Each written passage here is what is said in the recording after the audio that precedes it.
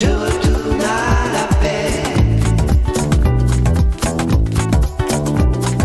Je retourne à la paix. Je déclenche une tempête. Je retourne à la paix. Pas devant les enfants.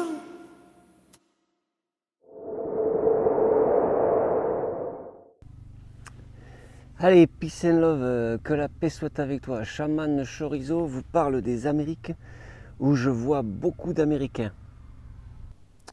Dans les commentaires, là, s'il y a des sujets que vous voulez donc que je parle, mettez-les moi dans les commentaires.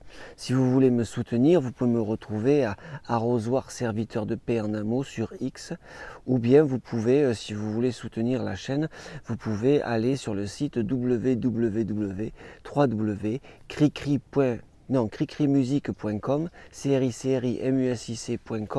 C'est là qu'il y a la musique. Je suis musicien, compositeur. Allez acheter une chanson, ça fait du bien à mon compte en banque. Ce week-end, il y a eu l'interview entre Joe Rogan et Donald Trump. Si vous regardez les commentaires en bas de l'interview sur YouTube, vous allez découvrir qu'il y a beaucoup de gens de partout sur la planète qui commentent. Cette interview, qui est une interview de politique américaine, semble intéresser beaucoup de gens dans beaucoup d'endroits. Le sentiment qu'on voit dans ces commentaires de cette interview, c'est que les gens regardent le Donald comme la dernière chance pour l'Occident. Vous vous souvenez de Starmania 0 janvier Est-ce que vous avez fait le rapprochement entre 0 janvier, président de l'Occident, et Donald Trump, dernière chance pour l'Occident? Je trouve ça, je trouve ce parallèle intéressant. On observe quand même qu'il y a une transformation de la société occidentale très profonde. Entre le moment où je suis né et maintenant, on observe une accélération exponentielle du transformation de la société occidentale. Je ne prends pas position sur ce sujet-là dans cette vidéo, mais il est très clair que quand j'étais petit, il y avait les filles et les garçons, et aujourd'hui j'ai 52 ans, et la définition d'une fille et d'un garçon, elle est complètement différente. En tout cas, pas la mienne, mais en tout cas, la façon dont c'est présenté, et il semblerait qu'il y ait beaucoup de gens qui ont une définition de l'homme et de la femme qui soit très différente aujourd'hui. Et ce dont on est certain, c'est que les institutions politiques et élitistes ont tous adopté cette nouvelle définition. Donc il y a une transformation extrêmement profonde de l'Occident, il y a des plans qui sont faits pour l'Occident, la zone nord-américaine, la zone Europe, un gouvernement international pour arrêter les guerres, etc. Ça nous est présenté et on nous présente le moment présent comme si on est le grand soir, c'est ce soir et c'est l'après-midi là. Là c'est l'après-midi et le grand soir arrive et c'est ce soir. Il va y avoir le grand changement qui amène la paix pour tous. Et on peut bien voir qu'il y a cette ambiance très révolutionnaire à une échelle occidentale, c'est-à-dire que la similarité entre les sujets dont on parle en France et aux États-Unis me stupéfait, de voir à quel point les deux sociétés, les deux groupes d'humains, si tu veux, sont extrêmement différents. Vous les Français, vous êtes très différents des Américains, je vous assure. On n'est pas pareil, nous les Français. Mais la transformation sociale, c'est la même.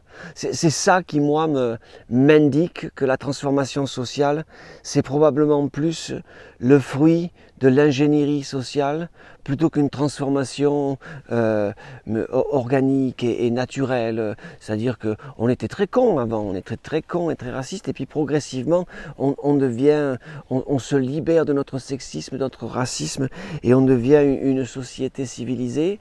Ces pensées, cette direction philosophique ne me paraît pas du tout naturelle et comme si elle apparaît normalement. On a vraiment l'impression qu'il y a la force des réseaux sociaux derrière, il y a la force de la télé, il y a la force de Hollywood, il y a toutes les institutions. Et tu peux bien voir que cette machine, ce rouleau compresseur d'ingénierie sociale qui cherche à modifier comment les êtres humains sont organisés pour pouvoir au final amener une organisation politique Et à l'opposé de ce rouleau compresseur qui dit là, il est temps de passer à la bonne société, tu vois, il est temps que le grand soir arrive. En réaction à ça, eh bien, tu as le reste du monde, tu as les Polonais, les Hongrois, les Américains, tu vois. Tu peux voir qu'il y a les gilets jaunes en France, tu peux voir que il y a cette réaction, et tu peux voir, les Canaries, c'était intéressant parce que il y avait, pour la première fois, on a vu apparaître la notion de gauchiste d'extrême droite. Et c'est ça qui t'indique, si tu veux, la présence de l'ingénierie sociale. Et quand tu vois des gens très très polarisés, qui semblent réagir dans la même direction. Est-ce que le Donald, c'est le dernier rempart? La vérité, c'est que je ne sais pas et je n'ai pas la réponse à cette question. Et il a certaines alliances, si tu veux, dans son cartable, le Donald, qui sont lourdes de conséquences. Est-ce que vous pensez que la politique de l'Occident est corrompue? Est-ce que vous pensez que la politique de l'Occident a été récupérée par des organisations qui sont privées, sinon secrètes, et qu'elles contrôlent maintenant la politique de l'Occident, et qu'il y a des gens très mal intentionnés qui se partagent le gâteau, quoi, qui se partagent le gâteau de l'Ouest, et aux dépens de la population de l'Ouest. Est-ce que vous pensez que l'Ouest est extrêmement corrompu? Est-ce que vous pensez que la politique, c'est un vrai monde de pourris? On a tendance à penser dans le milieu magouilliste que c'est très monolithique en fait, que c'est tout pareil, mais ce que je découvre ici aux États-Unis durant cette campagne électorale, c'est que c'est pas tout pareil. C'est que même si la politique est très corrompue, il y a énormément de batailles là-haut dans les hautes sphères.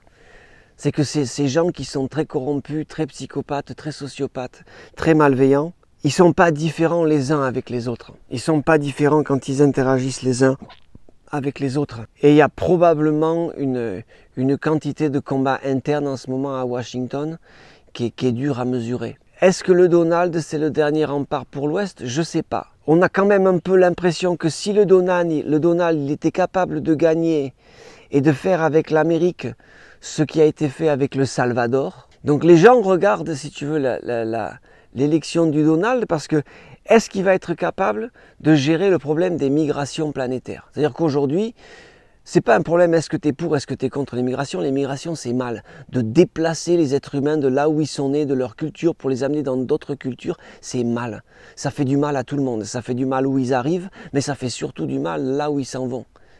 Et la raison pour laquelle les êtres humains sont déplacés à une telle échelle, c'est parce que l'Ouest, l'Empire de l'Ouest, pille les ressources des autres pays et laisse les autres pays dans une situation tellement économiquement désastreuse que les gens sont obligés de changer, d'aller vivre à l'Ouest.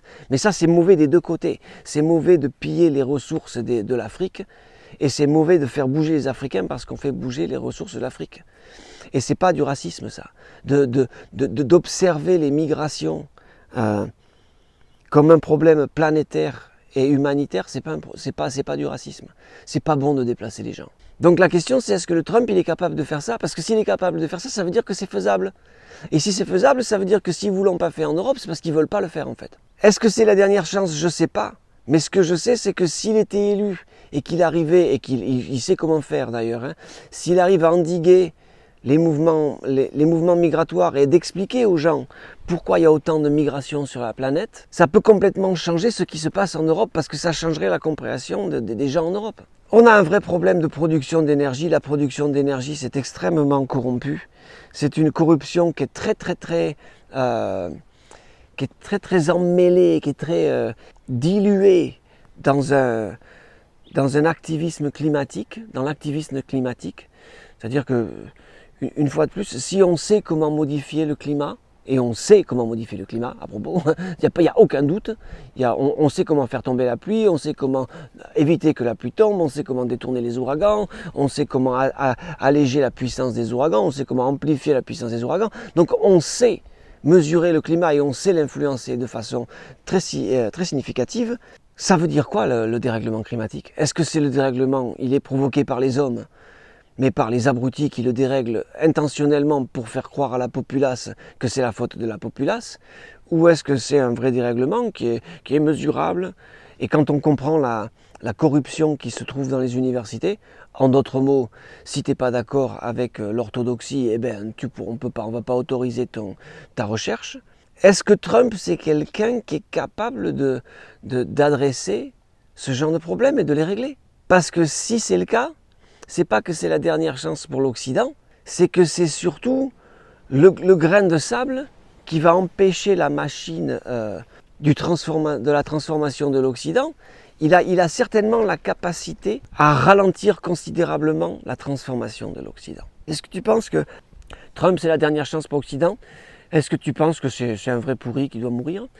Ou est-ce que tu penses que c'est quelqu'un qui met le doigt sur des problèmes qui sont vrais et que s'il était capable de les résoudre aux États-Unis, ça ralentirait considérablement, si tu veux, l'avancée qui semble inexorable de l'Europe et du reste du monde vers ce gouvernement mondial vers lequel on s'achemine. Qu'est-ce que tu en penses? Tu vas voir qu'ils vont nous dire tout ce qu'on doit faire. Quand tu peux rire et de quoi? Ils vont nous obliger à parler comme ces cons-là. Tu sais quoi? Mon avis le voilà. Les woke nous pètent les burnes. La vérité c'est que les woke nous pètent les burnes. Laisse-moi me marrer. Je regarde Rabbi Jacob, dégage, toi le wok. Tu me pètes les burnes. Tu comprends rien à la vie, t'es jamais content. T'as peur de l'avenir, t'as peur tout le temps. Et le pire c'est que tu crois que t'es intelligent. Oh, les woke n'ont rien compris à la vie. Toute la journée ils se plaignent. Ils comparent le passé avec aujourd'hui. Ils comprennent pas que tu peux pas faire ça trop. La police de la pensée, la police du langage, ça commence à me les briser. Les woke nous pètent les burnes. C'est ça qu'ils font les woke. Nous pètent les burnes. Lâche-moi, j'essaie de me marrer. Je regarde, le Père Noël est une ordure. Il paraît qu'il n'y a plus de différence entre une chèvre et un bouc.